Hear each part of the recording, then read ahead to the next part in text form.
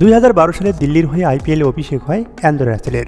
এর 2 বছর পর যোগ দেন কলকাতা নাইট রাইডার্সে।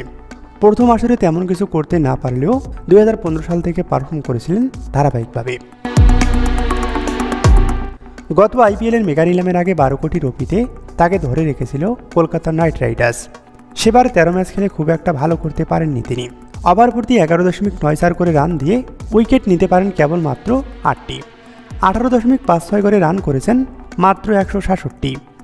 গত বছরে ধরে রাখা ক্রিকেটারদের তালিকা জমা দেওয়ার শেষ দিন ছিল শনিবার। এদিন সন্ধ্যায় 10 ফ্র্যাঞ্চাইজির ধরে রাখা ক্রিকেটারদের তালিকা প্রকাশ করে আইপিএল কর্তৃপক্ষ। কলকাতা যে 12 জন খেলোয়াড়কে ধরে রেখেছে সেখানে নাম নেই অ্যান্ড্রে রাসেলের। 2014 সালের আসর থেকে দলটির হয়ে খেলছিলেন তিনি। 2014 এবং 24 আসরে শিরোপাজয়ী দলের সদস্য ছিলেন এই ক্যারিবিয়ান তারকা। 2025 সালের মেগা নিলামের আগেই অবশ্য রাসেলকে ছেড়ে দেওয়ার কথা ভেবেছিল শাহরুখ খানের দল। পরে অবশ্য সেই সিদ্ধান্ত থেকে সরে আসে তারা। 37 বছর বয়সে এই ক্রিকেটার গত জুলাইয়ে আন্তর্জাতিক ক্রিকেট থেকে অবসরের ঘোষণা দেন। 2019 সালের ওয়ানডে বিশ্বকাপের পর থেকে কেবল টি-20 সংস্করণেই খেলছেন তিনি।